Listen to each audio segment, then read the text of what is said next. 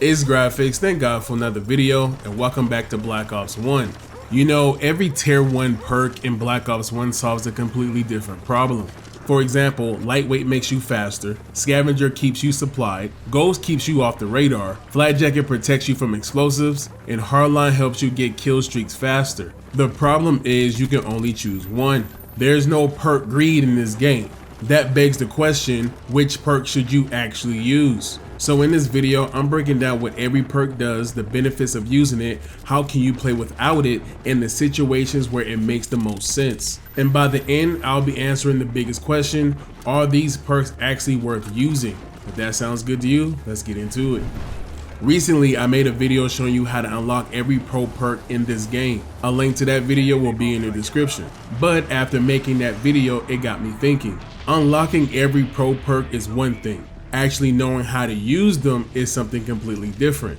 Because depending on your class, your game mode, and even the team you're playing against, the perk you choose can completely change how you play. So I'm turning this into a 3-part series, creating a video for each perk tier. And I want to keep this simple, so for every perk we're answering 4 questions. What does each perk do? What are the benefits of using it? How do you play without it? And what are the best situations to use it? Then I'll give you my opinion on whether I think it's worth using. We're going to be starting with Lightweight. And the first question I'm going to answer, what is the Lightweight perk? For the base perk, Lightweight allows you to move faster. And for the pro version, Lightweight Pro allows you to take no fall damage. So Lightweight is pretty straightforward. It increases your movement speed, but by how much?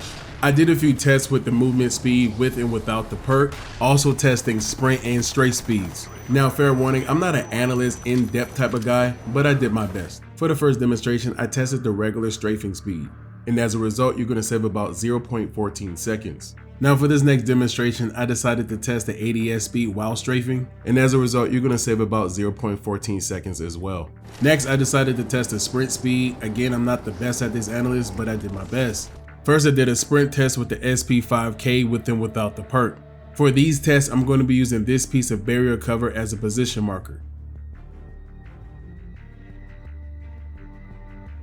As you can see from the results of this test, Lightweight saves you about 0.25 seconds, which is not bad and doesn't seem like a lot, but you have to understand after a few running cycles, this can add up. So that means getting to a certain power position or getting to the B flag first if it's a bigger map. When you cycle through a lot of running cycles, that can really save some time. To demonstrate this, I used the MP5K on WMD to see who can get to the B flag faster. And keep in mind, during this test, I was trying to spam the sprint button, and later I'm going to test it with Marathon Pro, but during this demonstration, I wanted to test a typical sprint towards the B flag. Also, I was using the flag progress bar as an indicator. As the results show, with Lightweight Pro, you're going to save about 0.59 seconds. But with this next test, however, I decided to pair it with Marathon Pro. And remember, Marathon Pro is unlimited sprint, so all I had to do is push down the sprint button, so I think the test was going to be a little more accurate. As for these results, with Lightweight Pro and Marathon Pro, you're going to save about 0.57 seconds. And keep in mind, this is the difference between getting to a power position faster or pre-aiming certain positions enemies might show up. Now, when you unlock Lightweight Pro, you can take advantage of the no fall damage, which means you can probably take different routes that you wouldn't normally take without the perk. So at its core, Lightweight basically is your mobility perk. But I think the important part is understanding what the extra movement speed actually does for you. Now let's answer, what are the benefits of using it? The biggest benefit is positioning. Being faster means you can reach certain parts of the map before anyone else who isn't using Lightweight. So maybe that's getting to a power position first, maybe you're trying to reach the B flag faster, or maybe you can get around to the enemy's flank before they expect that you be there. And during gunfights, the extra speed can help you get behind cover much faster or give you the ability to strafe, making you a harder target to hit. Also, Lightweight Pro gives you another movement advantage because you don't have to worry about fall damage. That can open up shortcuts and escape routes that you might normally avoid. One of the best demonstrations of Lightweight Pro is the cliff on jungle. I tested jumping off the main cliff with and without the perk, and the results are expected. With Lightweight, you're going to survive with no damage. Without it, you're going to fall and die immediately. So Lightweight is giving you more freedom to move around the map. Now let's answer, how do you play without it? The truth is, you actually don't need lightweight to move around the map efficiently. Without it, you just have to rely more on timing and positioning. You probably aren't going to beat a player that's using lightweight on certain opening routes, so instead of trying to race them, anticipate where they're going to be and then pre-aim those positions. Or you can just take a different route. But most people end up using their secondary pistol to run faster. I tested that as well. I also tested with Marathon Pro so I can get a consistent running speed.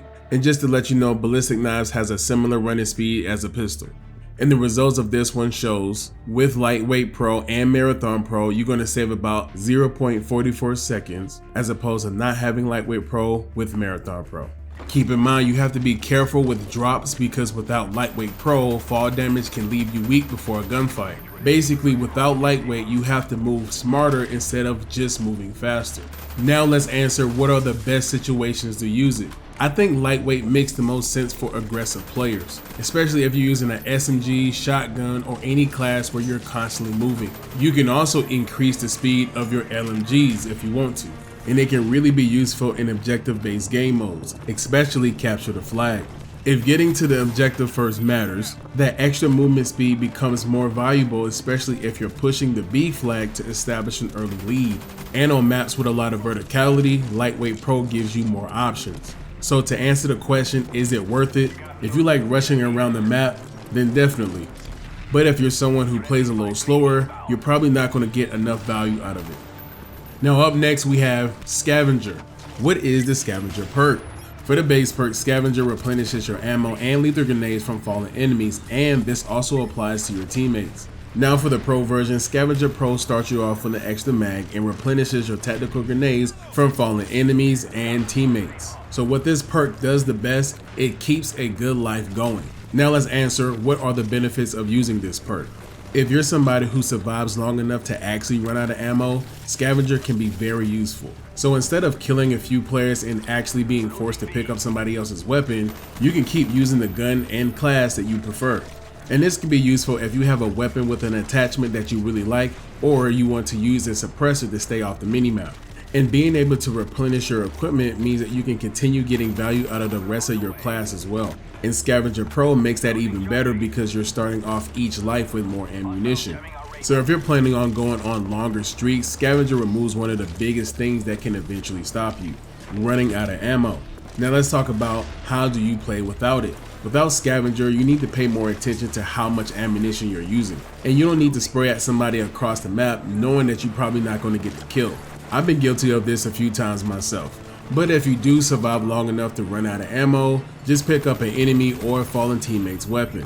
And to be honest, that's probably the biggest alternative to using Scavenger. You can also use attachments like extended mag, dual mag, depending on your weapon. So I tested out the starting ammo of each attachment with the FAMAS. For the base FAMAS, you start out with 30 in your magazine and 60 for your reserve. For the extended mag, you're going to start off with 45 in your magazine and 75 in your reserve. For the dual mag, you're going to start off with 30 in your magazine and 150 in your reserve. Lastly, with Scavenger Pro, you're going to start off with 30 in your magazine and 240 in your reserve. This also means that if you use extended mag with Scavenger Pro, you can start off with 45 in your magazine and 250 in your reserve. Now Scavenger Pro usually doubles if not triple your starting ammo throughout all the classes. For example, this base Olympia started out with 18 rounds in its reserve. Now with Scavenger Pro, it starts out with 40 rounds in its reserve. Now usually for your primary weapons, Scavenger Pro allows you to get up to 240 rounds in your reserve. And as you pick up scavenger packs throughout the match, you can only max out at 240 for most weapons, except for the M60. The base M60 starts you off with 100 rounds in your mag and 100 rounds in your reserve. But with Scavenger Pro, it allows you to start off with 100 rounds in your mag and 300 rounds in your reserve. But Scavenger Pro doesn't end there. This extra ammo also extends to your secondaries as well. Now I'm going to quickly show you a few examples. The starting ammo may vary between all of the pistols, but with Scavenger Pro, they all get an increase. Even with the base crossbow, it starts out with 2 rounds, but with Scavenger Pro, it increases to 5. The only weapon that doesn't get an increase is the ballistic knife. Now the last weapon class I want to cover is the launchers, and I'm going to be focusing on the M72 Law and the Strela. Scavenger Pro significantly benefits these two weapons because now you're going to be starting off with more ammo, which means you're going to be taking out more aircrafts. Now with the Strela, you can take out up to 3 aircrafts, but with the law, you can still use it as an RPG, so you have the benefit on both sides. Now I wanted to add that in there because that's very significant when you're taking out spy planes, counter spy planes, and enemy aircrafts, especially the ones that takes 2 hits. But with all that being said, there's something else to consider. If you're normally dying before you even get close to running out of ammunition, do you really need Scavenger? So let's move on to the best situations for this perk. As I was just alluding to, Scavenger Pro becomes better the longer you stay alive. So if you're a player that goes after higher streaks, it can be useful with weapons that burn through ammo quickly, like the shotguns and the SMGs. And if you're consistently using grenades and tactical equipment, Scavenger gives you an opportunity to continue replenishing those resources throughout the match. This can be very useful in objective-based game modes. So overall, is it worth it? Scavenger is definitely worth using, but I think it depends heavily on the player. If running out of ammo is something that actually happens to you, Scavenger solves that problem perfectly. But if you usually die with half your ammunition still there, you're using a perk to solve a problem that you don't have. Now let's move to the next perk, and probably one of the most recognized and overused perks in Black Ops, Ghost. What is the Ghost perk? For the base perk, it keeps you hidden from enemy spy planes, and for the pro version, Ghost Pro allows for you to avoid targeting from aircraft, IR scopes, and sentry guns. Also, no red crosshairs are named when targeted. So the purpose of Ghost is information denial. We're trying to make it harder for the enemy to know where you are. Now let's talk about the benefits of using this perk. The biggest benefit is obvious. When an enemy calls in a spy plane, you don't have to completely change what you're doing. Other players without Ghost will be revealed during those radar sweeps. Meanwhile, you can continue moving around the map without giving away your position, at least in that way, because there's other ways that you can give away your position. A non-suppressed weapon can give away your position, a motion sensor or a camera spike can give away your position, and even your teammates can give away your position. But other than that, this perk really shines when trying to flank. And if you have a suppressed weapon, it can make it even harder to track. Keep in mind, this doesn't protect you from blackbirds, you will be exposed. But other than blackbirds, Ghost Pro actually protects you from additional forms of enemy targeting. That means no sentry guns, no attack helicopters, and is also going to prevent you from being targeted in a gunship or a chopper gunner. An additional benefit of Ghost Pro is going prone. It's very sneaky because they're not going to be able to see your name tag, which you might gain a few extra kills to unexpected players. Because when you're prone without a name tag, you kind of look like a dead body. So to sum it all up, the perk hides information, but you still have to play smart. Now, how do you play without it?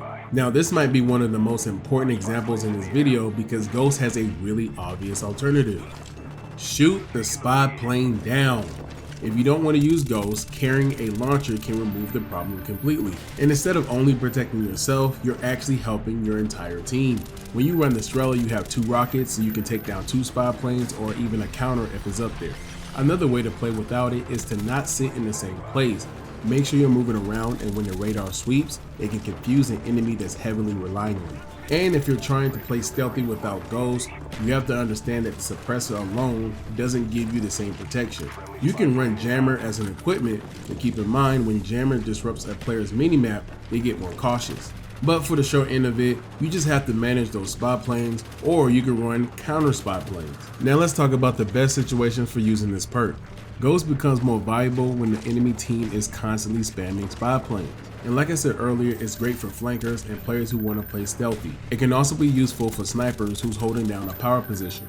And Ghost Pro becomes more useful when the enemy players start putting up more streaks into the airspace, or using equipment that can automatically target you like a sentry gun. But I would say a real benefit of using Ghost Pro is not being revealed when the enemy player is in a chopper gunner or a gunship. Unfortunately for me, I had to find this out the hard way, so if the whole enemy team is running Ghost Pro, you may just have to use the Blackbird and the dogs instead. Now let's answer the question, is it worth it? Absolutely. But I don't think Ghost is automatically necessary. You see, if you're willing to carry a launcher and consistently destroy spy planes, you can use another perk and still be able to deal with the enemy team. But if the enemy team is consistently throwing up spy planes and counter spy planes and no one on your team is shooting them down, then yes, Ghost is very valuable.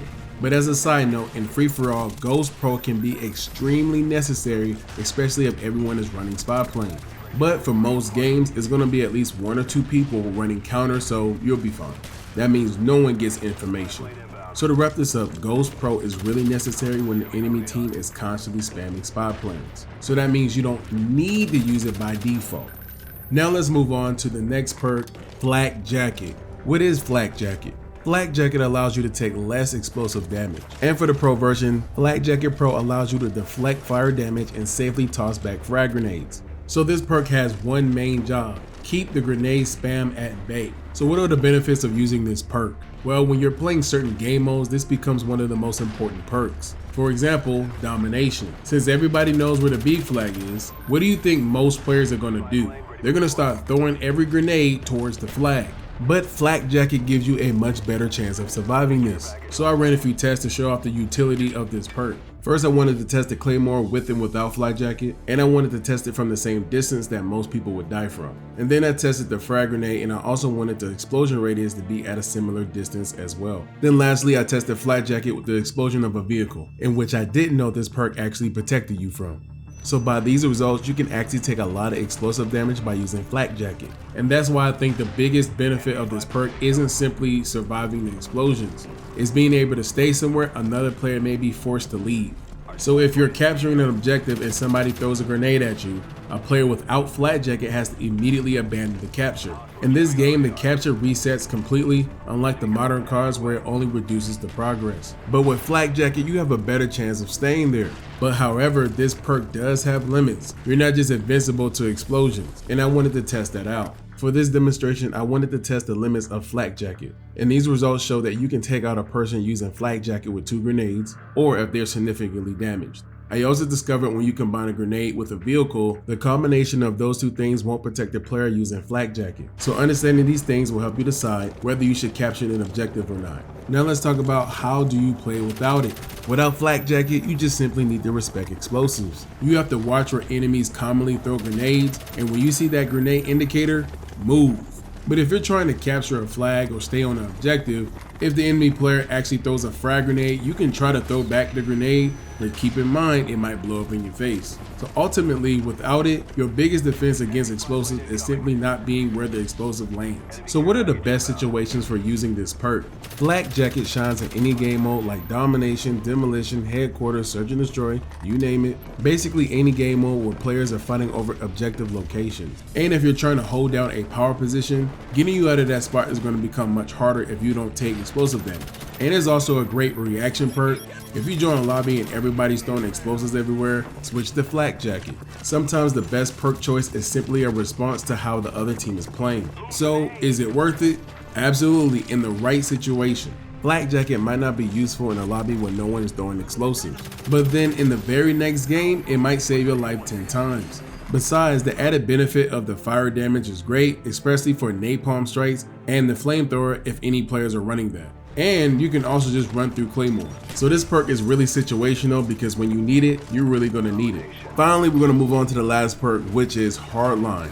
So what is the Hardline perk? For the base perk, Hardline allows you to earn kill streak rewards with 1 less kill. So something like a 3 kill spy plane now only takes 2 kills. And now for the pro version, Hardline Pro allows you to change the contents of a care package. So while the other perks allow you to move, survive, stay hidden, or maintain resources, Hardline is focused entirely on getting your kill streaks faster. Now, what are the benefits of using this perk?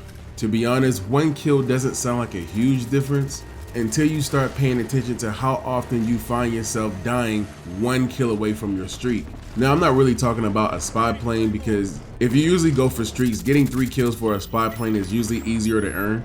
But you can tell if somebody on the enemy team is using Hardline and spy plane because in the very beginning of the match, there's already a spy plane in the air. But the counter spy plane also becomes easier to earn, so you can counter their spy plane spam with your counter spy plane.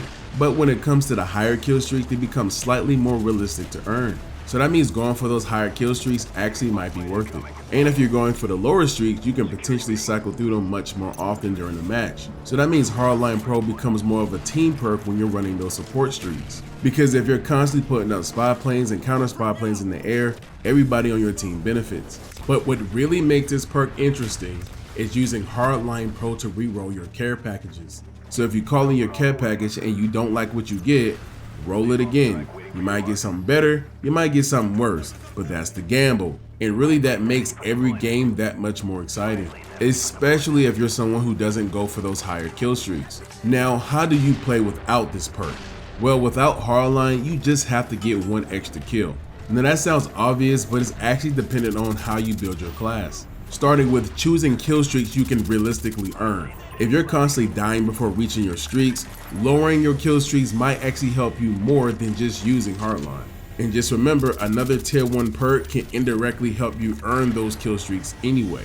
For instance, Ghost might keep somebody from finding you, Flak Jacket might save you from a grenade, Scavenger might give you enough ammunition to continue your life, so Hardline just makes your streaks require one less kill, but another perk might help you survive long enough to reach it. Again, it's a gamble, but this time you're betting on yourself. Now, what are the best situations to use this perk?